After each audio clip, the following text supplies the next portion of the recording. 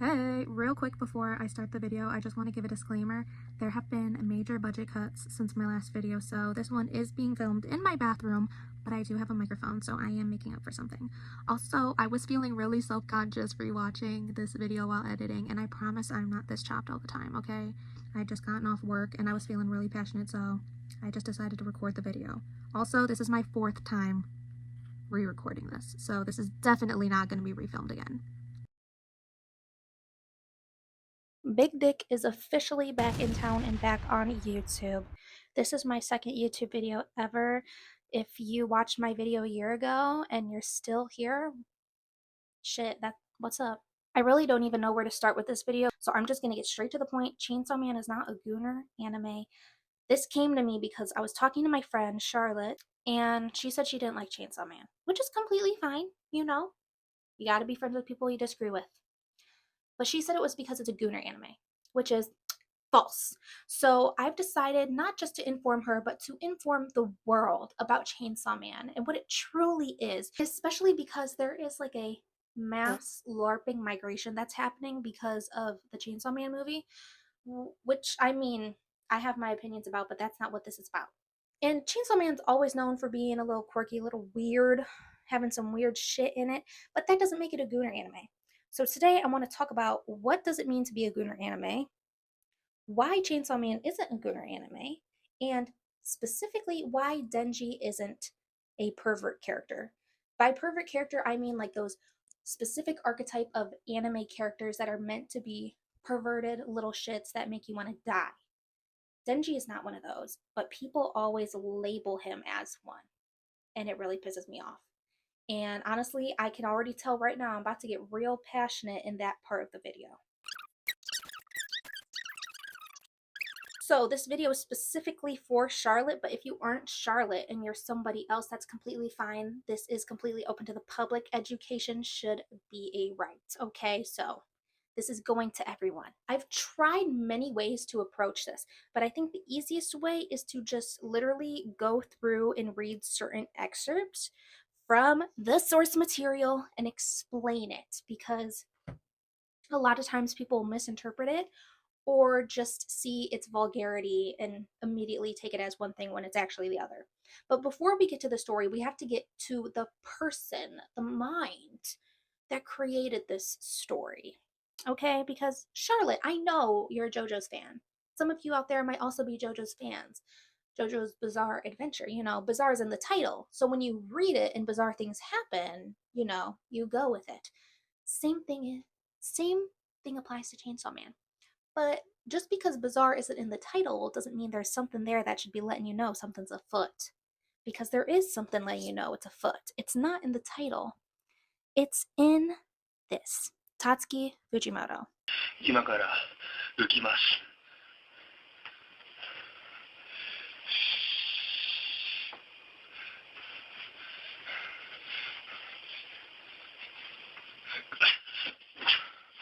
Tatsuki Fujimoto is a really, really weird guy. And that's not even like me being mean or anything. He's just a weird guy, okay? I can't really describe it, so I'm just going to share some Fujimoto facts to convey to you the type of person he is. Number one, when he was in college, a lady pushed him and stole his bike from him. And instead of being like, damn, that's my fucking bike, damn, this lady just pushed me off, Jesus, like, what did I do to her? Instead, he kind of liked it and kind of turned him on a little bit. And you can see that in his work. A lot of times, women are demeaning men in his work. And honestly, I appreciate that. I think men should, well, pause. I think women should be meaner to men. So, you know what? That's point number one for Fujimoto. Why y'all hating on him? Fact number two, when his goldfish died, he couldn't bear himself to like bury it or part ways with it, like flush it down the toilet or whatever. So instead he decided to eat it. Just straight up eat it. No cooking, no preparation. He just ate that shit and he got food poisoning. But you know what? You could see that in his work too. Dare I say, the ending of part one of Chainsaw Man reflects this. Someone is Fujimoto and somebody is the goldfish. And the third fact I would like to share with you is that his Twitter is through the perspective of a fourth grader.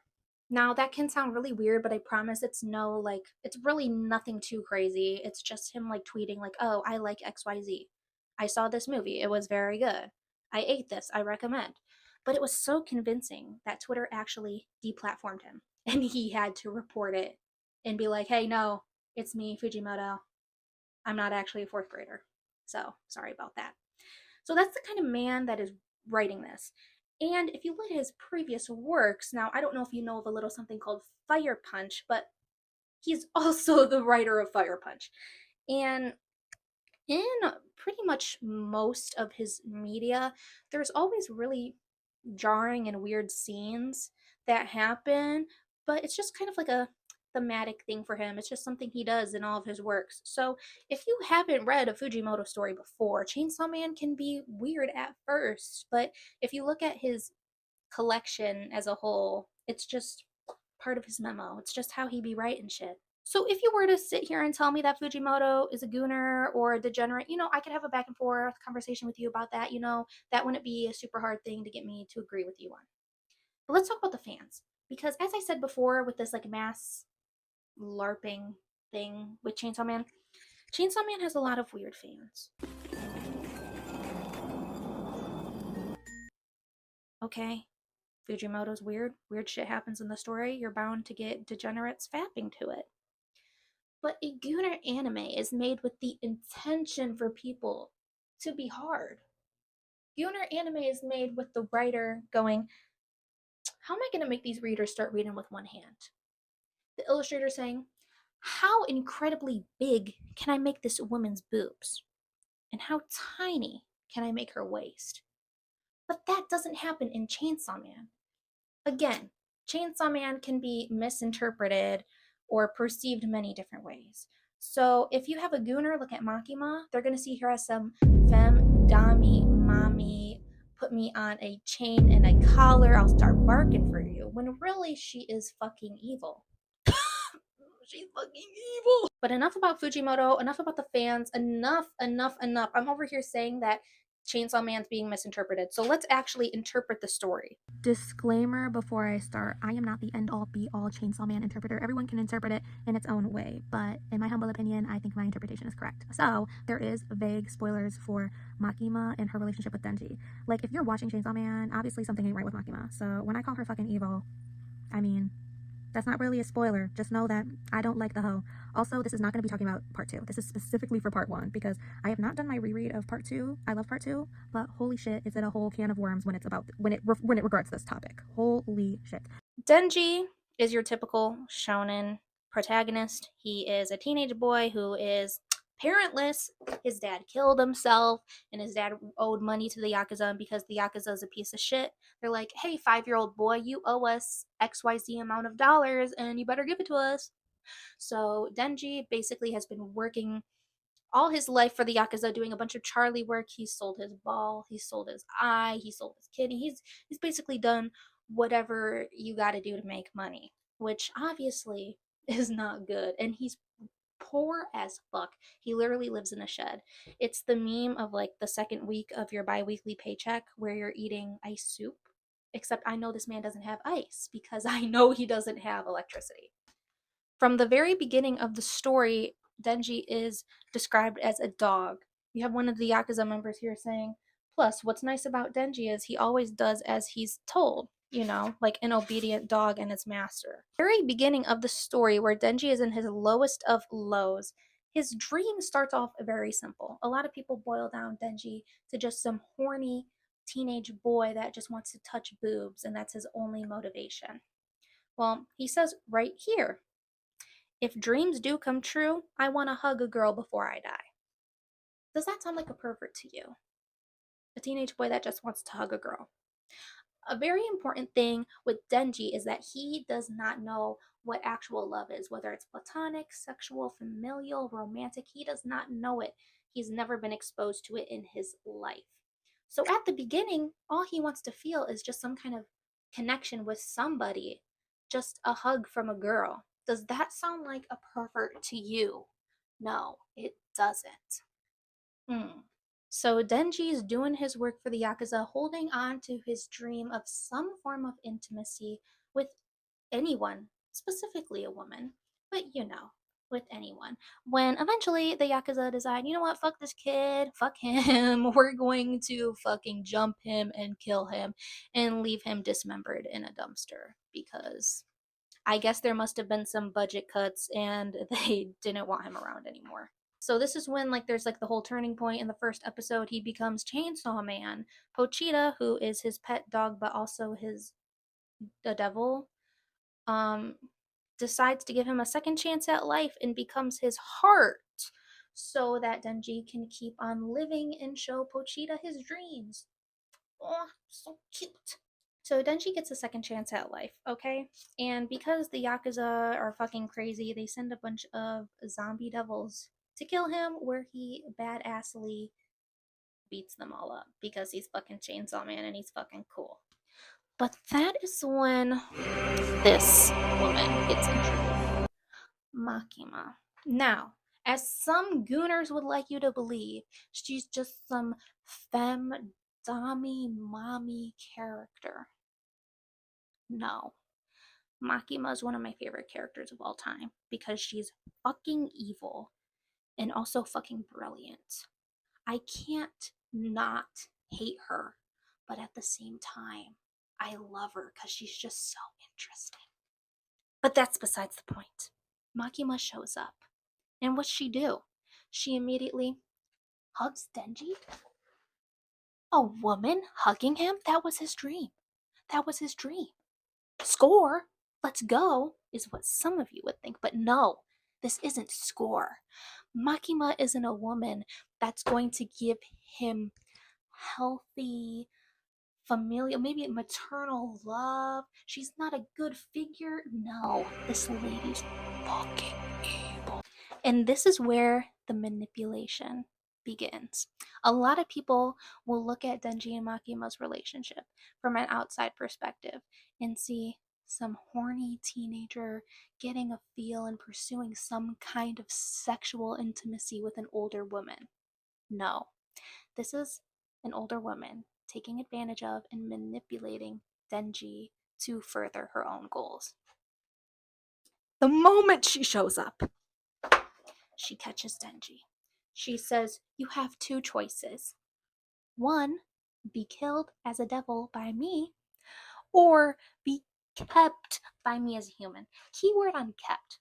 Makima views humans as pets to her, as dogs. She doesn't really, view them as people. This is where we get to the themes of man and dog.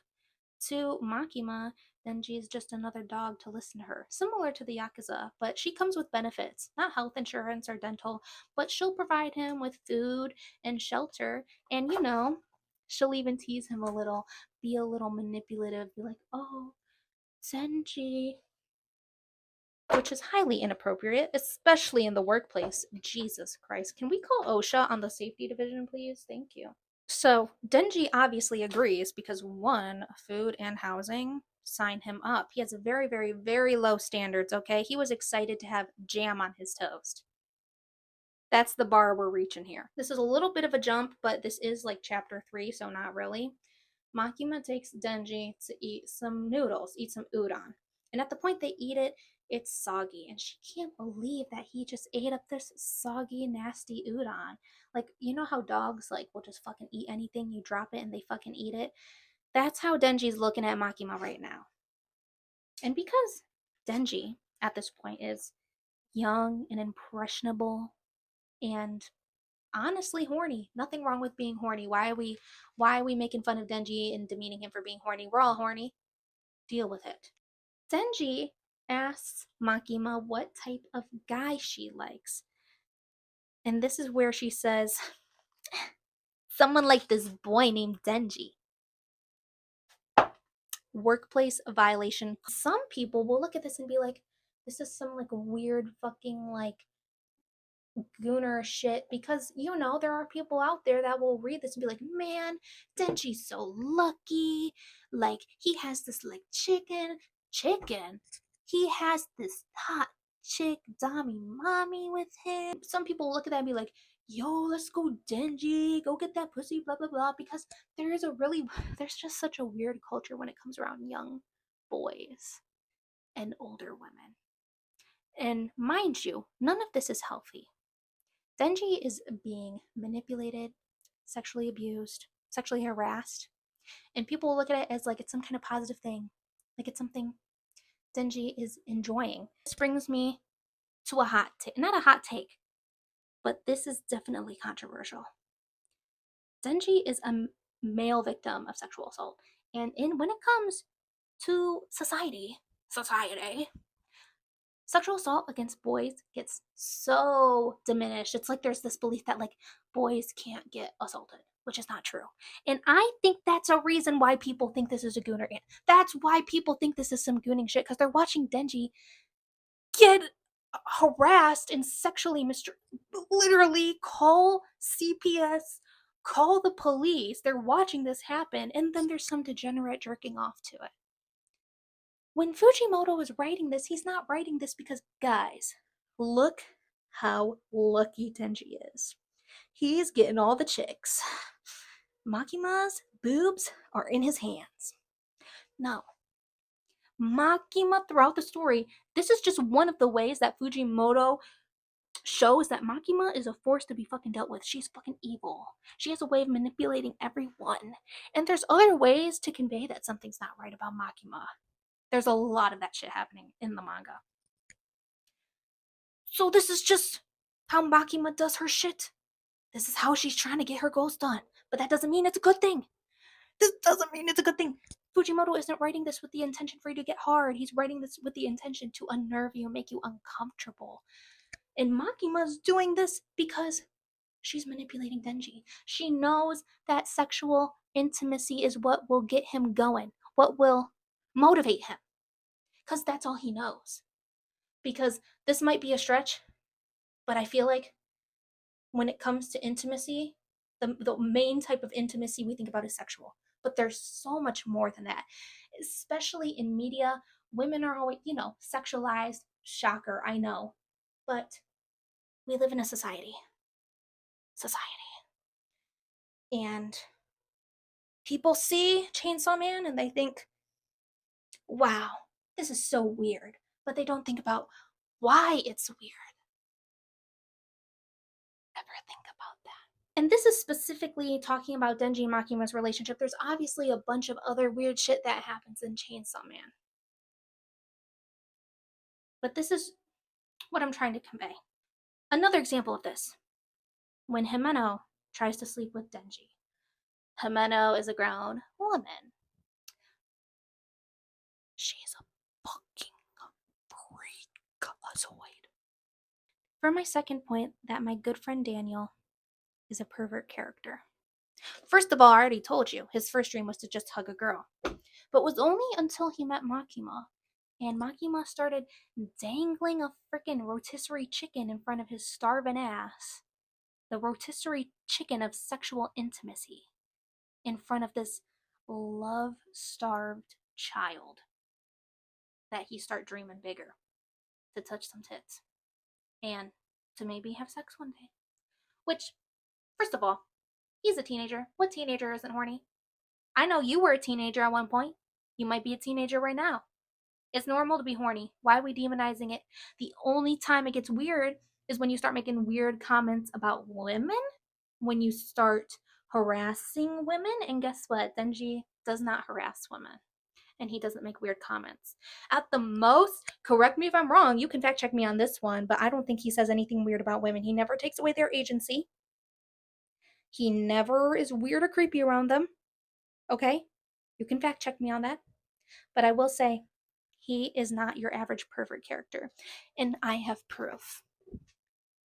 Volume 3. Now, just an example of one of like a classic weird ass shit Fujimoto staple, we have the barf kiss, but what I'm about to refer to is after the barf kiss. Himeno is a grown woman. Denji, as we know, teenager. Himeno tries to sleep with him. Now, Himeno tries to sleep with Daniel. There's gonna be people out there that start fapping to that. But guys, remember, we have to put on our thinking caps. Just because this is happening in a story does not mean it's being used to, make you hard and start reading with one hand. No. What is this trying to convey? Guys, let's look at the themes and such. Himeno is literally the one doing the undressing of Denji, asking him if he wants to do it. Himeno's the one initiating. What would your average pervy anime character do? Make some weird comment about it? Go bazunga big eyes at the boobs? They would try to get a piece of it, maybe. What does Denji do? Let's see what Denji does. She says, wanna do it. He says, do what? Sex. He is, look at him. Huh? Shocked. Arms up, does what he's told, because you know. Because you know, Denji just does what he. Arms up. Arms are up. These are Denji's thoughts. Tell me if these are the thoughts of a pervert. Should I really go ahead and do it? My first kiss was supposed to be with Makima, but I gave it to a chick who had barf in her mouth. Do I really want my first time to get taken by that same chick? He then remembers a moment with Makima where again, she's manipulating him and they share an indirect kiss because she's eating a sucker of sorts and she puts it in Denji's mouth. There you go. So Denji remembers that, mind you, that's the example Makima is setting of intimacy, as I was talking about before.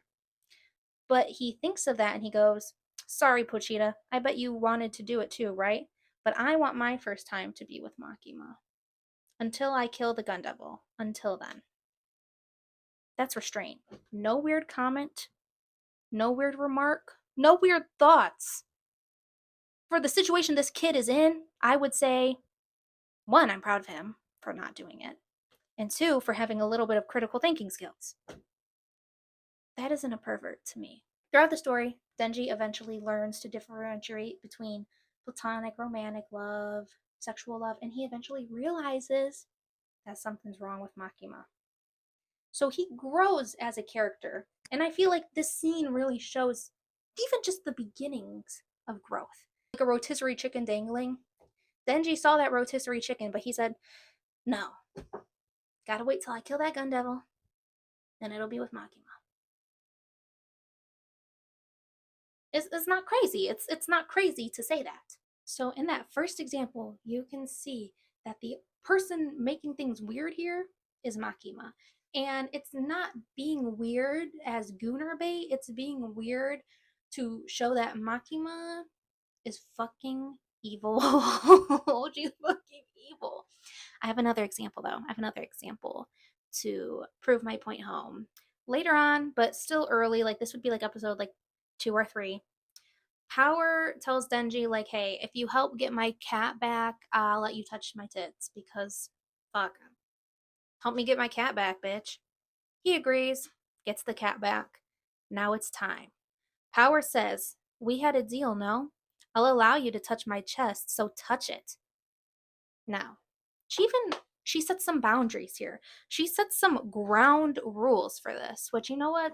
Shout out to Power putting down some boundaries, and Denji listens to them. Denji doesn't make any weird comments, any like weird remarks or snarky thoughts. No, he's chill.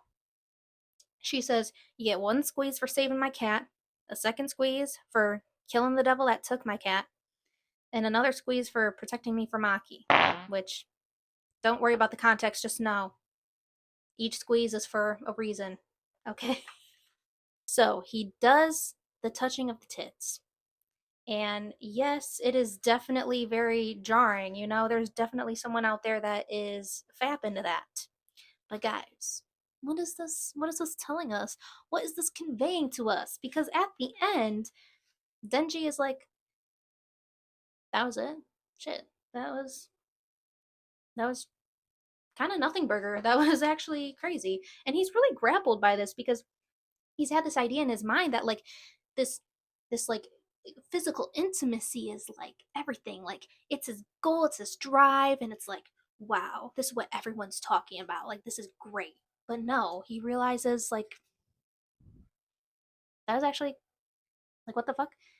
Your average pervert character would be getting the nosebleed, would be going fucking awooga wooga, eyes bouncing out of the the skull. But no, Denji's actually kind of like, shit. But this is where Makima does what she's good at. Makima notices something's up with Denji. He's a little more aloof than usual. And he doesn't say it like, wow, I touched some girl and blah, blah, blah, blah. No, listen. I finally got a hold of this dream I'd been chasing for the longest time. But once I actually had my hands on it, it was way less life-changing than I expected. And now I'm like, when I go after different dreams in the future and get my hands on them, am I going to realize I was actually happier during the chase then? Isn't that just crap? Denji is thinking, are these big dreams of mine worth it? Is this intimacy worth it? Or is it just like the chase? Like, what is it? Like, his whole view is completely shattered. Obviously, we know that the reason why Denji wasn't like feeling anything crazy is because, when you have intimate moments with people, you have to know them. You have to build some kind of connection when you have sexual or physical intimacy. But Makima also knows that. She literally pulls him in close, grabs him, and says, I think naughty things feel better the more you know your partner. She starts talking all sweet to him, giving some crazy ass shit. Fuck you, Makima. Jesus, it's uncomfortable. It's an uncomfortable watch. It's an uncomfortable read. But that's what it's supposed to make you feel. Makima is not looking after the best interests of this boy. She's obviously providing herself as that light at the end of the tunnel that he's got to chase. But the chase is actually just him fulfilling her goals, defeating the gun devil, working under her at the public safety division. Mind you, this is his reaction. He is flustered, he is shocked, he's literally shaking. Okay? I could see this going many, many different ways if he was like your average gooner pervert anime character. But obviously he's just a very flustered teenage boy, doesn't know what to think. And this is when Makima seals the fucking deal. Makima's main goal at this point of the story is to kill the gun devil. That's the big bad of Chainsaw Man. That is the goal, to kill the gun devil. Makima tells Denji, if you can kill the gun devil, I'll grant you any one wish. And that seals the deal. Denji was thinking, maybe this isn't the type of goal I should have. Maybe I should have a different goal. Like, is it even going to feel rewarding after I get it? Like, is the chase just what I'm getting? And that's not what Makima wants to hear. Makima needs Denji to go after this gun devil. Makima needs Denji to work under her. Again, Makima is just a dog, a pet, fulfilling a purpose to her. So she dangles that rotisserie chicken in front of the starving Victorian boy, Denji. Gives him a taste of that physical intimacy, making him touch her. Mind you, didn't initiate this. Obviously, it's weird because, age of consent and Makima's an adult. Gives him a little taste. And now that's his goal. That's his drive. So when you tell me that Denji is just some perverted weird character and that this shit is a gooner anime, when I read that, if you are gooning to that, then you are the issue, I'm afraid. If you're gooning to Makima exploiting Denji, then you're the issue. But that's not the point that Fujimoto made when writing this. It's not. Like I said before, guys, we have to think. We have to use our brains. This is the part of the video where my microphone dies. My microphone's dead, but you know what? It's perfect timing because that's it. That's the end of the video. If you made it this long, thanks. I don't know. I'm just chilling in my bathroom talking about something I'm passionate about, and I hope you gained something from this. And to my friend Charlotte, I hope you see where I'm coming from now. If Chainsaw Man isn't for you, that's completely fine, because again, jarring stuff does happen. Can be annoying sometimes, but it's not about the destination, it's about the journey, and this is just the journey that Fujimoto put us on. If you are one of the 138 people that subscribe to me and you're watching this, first of all, that's an insane commitment, considering I posted once and then I disappeared, but I'm back now. I really don't know when I'll be back again. I feel like this is just going to be how it is, because I'm in university. I'm in my last year of university starting in the fall, and my major requires a lot of studying. And I also have to work to pay for school, so requires a lot of time. And I'm an athlete. You know, shocking, I know. I am just a chud nerd, but I am an athlete. So I'm busy. But I try to be as authentic as I can, and there's nothing more authentic than sitting in your bathroom where you just took a shit like 2 hours ago, talking about shit. So this is one for close friends only. I promise I shower, okay? I don't know why my bangs look so greasy. But, Chainsaw Man spoilers, in case some of you guys, are new here. Skip this. So, you know that scene, like, later, when, Makima has all those bitches chained to, like, her, like, uterus, kind of. I thought, so, like, this is kind of a TMI, but vagina weightlifting is a thing, and, like, I feel like, I don't know, I feel like she could have a monster cooch, and, like, if those chains were attached to her cooch, I feel like she'd be able to lift all those people up anyways, too. Like, I just think she has, like, a really strong monster cooch. Headcanon. Like, this bitch is literally mid-air levitating, and you're telling me she don't got a gorilla grip. Like, even if it's just from her uterus is, like, packing heat. Like, her uterus could come out and, like, fucking sock you right in the face, bitch. That thing got muscles lifting all those bitches up.